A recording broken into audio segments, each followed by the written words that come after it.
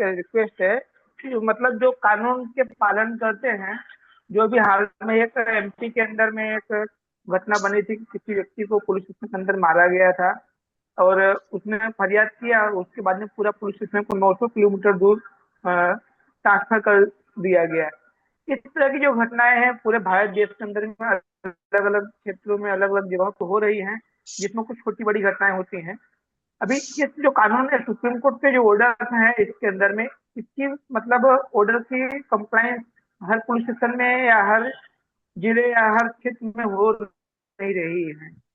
इस संदर्भ में विधान सरकार और जो भी बाकी सरकार है क्या मंतव्य है जानना चाहता था।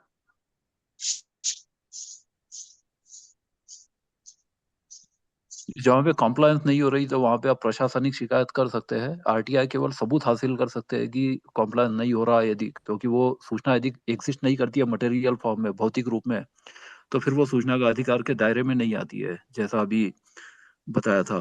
तो इसमें 2F में वो ये डिफेंस ले सकते हैं कि वो सूचना एग्जिस्ट नहीं करती है। जहाँ पर कानून का नॉन कॉम्प्लायंस की बात है तो वहां पर फिर ऐसे मामले में हाई कोर्ट में मैंडेमस किया जा सकता है कि किस शासनादेश का या किस सुप्रीम कोर्ट के कौन से जजमेंट का उल्लंघन हो रहा है। तो फिर इसमें हाई कोर्ट चाहे तो मैंडेमस जारी कर सकता है एग्जीक्यूटिव के खिलाफ, और उसमें फिर कानून का कॉम्प्लायंस करने के लिए उनको बाध्य किया जा सकता है। ये उपचार इसमें उपलब्ध है। वीरेंद्र सर, जैसे अभी मेरा सवाल ऐसा है कि जैसे उस थाने में सीसीटीवी फुटेज मिलने के बाद में कार्रवाई की गई, अभी जैसे मैं या आप कहीं पुलिस स्टेशन में गए, वहां पे सीसीटीवी लगा ही नहीं हो और पुलिस वालों ने किसी फरियादी के साथ में कुछ अप्रिय घटना घटती है और पुलिस वहां पे आमने सामने किसी ढंग का कुछ कार्रवाई कर देती है, जब एविडेंस वहां पे है ही नहीं, तो मतलब फरियादी पुलिस तो वहां पे बोलेगी कि हमारे पास ये घटना बनी ही नहीं है। जब सीसीटीवी लगेगा हमारे पास में और थाने में, तभी तो हम कंप्लेंट कर सकते हैं। सर आपका रिकॉर्ड है, आप रिकॉर्ड चेक कीजिए, अगर रिकॉर्ड में से डिलीट होता है तो एविडेंस उन्होंने मिस किया, उस पर भी हम केस कर सकते हैं। लेकिन जब हमारे पास में उसका बेस ही नहीं है तो किस तरह से हम करें आगे कार्रवाई। तो सीसीटीवी थाने के अंदर की मैं बात कर रहे हैं या बाहर के थाना क्षेत्र के सर बाहर की घटना की नहीं, बात कर रहे हैं आप? थाने के अंदर और बाहर जो सुप्रीम कोर्ट के ऑर्डर हैं कि भाई थाने सरकारी जो थाने हैं, सब थानों के अंदर में और बाहर में सीसीटीवी फुटेज होना चाहिए, जिससे मानव अधिकार का जो हनन हो रहा है उसका हनन न होए। नहीं, ये घटना तो कानून थाने के अंदर की है या थाने के बाहर की घटना है? थाने के अंदर की घटना है। अभी जिसका जजमेंट ही जल्दी ही एमपी के अंदर में आया था कि पूरा थाना को 900 मतलब किसी फरियादी ने फरियाद किया था और सीसीटीवी फुटेज में आरटीआई के माध्यम से जानकारी देने के बाद में पूरे थाना को 900 किलोमीटर दूर मतलब ट्रांसफर कर दिया गया था, जिसके अंदर सही पाया गया। लेकिन वहां पे सीसीटीवी था, इसके लिए कंप्लायंस पूरा हुआ, लेकिन जहाँ पे लगाया ही नहीं जाता, कानून का पालन नहीं होता है, उस क्षेत्र में करने के लिए या मतलब कैसे किया जाए उसकी जानकारी में चाहता था आप लोगों के हाँ पास जी, से या क्या। इसमें आपके पास दो उपचार है। एक तो आप हाँ हाँ। थाना क्षेत्र में सीसीटीवी जो नहीं लगा है तो इसमें एसपी या एसएसपी या इसके ऊपर के जो वरिष्ठ अधिकारी है प्रशासनिक, है ना, जैसे डीआईजी, आईजी, एडीजी, डीजीपी, इनको शिकायत कर सकते हैं। दूसरा उपचार यह है कि आप जो मानवाधिकार का उल्लंघन का मामला है तो इसमें जो एसएचआरसी है, स्टेट ह्यूमन राइट्स कमीशन, या NHRC, national human rights commission, इसमें आप कंप्लेंट कर सकते हैं। ये दोनों उपचार आपके पास है। आरटीआई में चूंकि सबूत तो यदि हो तो ही मिल सकता है, यदि नहीं है तब तो 2F में आपको नहीं मिलेगा, या उसमें दूसरी भी धाराएं लगती है सीसीटीवी का यदि मामला है तो, क्योंकि अलग अलग कानून में या अलग अलग जो निर्णय है तो 81A या 81DE, 81H और 81J, इसमें भी ये सूचना मना की जा सकती है। तो इसलिए सीसीटीवी नहीं लगे इस बात की शिकायत यदि करनी है तो आप उसमें वरिष्ठ अधिकारी जो है पुलिस के या फिर जो ह्यूमन राइट्स कमीशन है, इनको आप कंप्लेंट कर सकते हैं। धन्यवाद।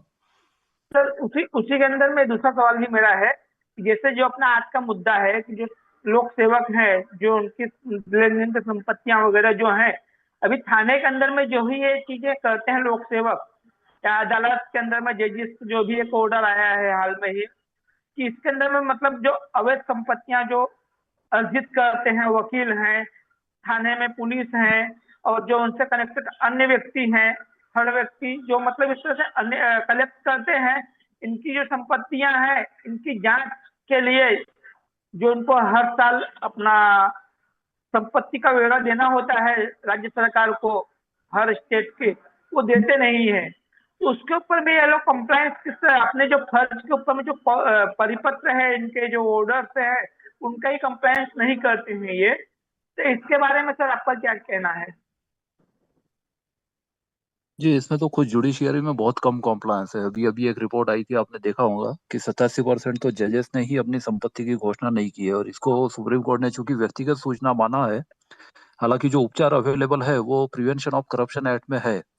इसमें जो है 13(1) और 13(2) जो है, इसमें आय से ज्यादा संपत्ति की शिकायत की जा सकती है।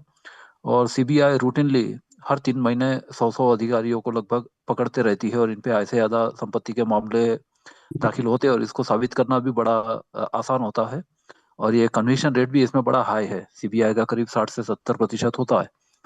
तो ऐसे में कंप्लेंट की जा सकती है, लेकिन सीबीआई का जो जुरिस्डिक्शन है वो सेंट्रल और यूनियन टेरिटरीज पर ही बनता है। स्टेट गवर्नमेंट के यदि ऐसे भ्रष्ट अधिकारी है तो उन पर वो लागू करना बड़ा मुश्किल होता है। इसलिए ये दिक्कत अभी इसमें समस्या बनी हुई है, क्योंकि खुद जुडिशियरी इसके फेवर में नहीं है कि संपत्ति की घोषणा की जाए। कुछ राज्य सरकारों ने अपने स्तर पर ऑर्डर किए गए हैं कि जो भी एनुअल प्रॉपर्टी रिटर्न्स होते हैं वो फाइल किए जाए या पब्लिक किए जाए।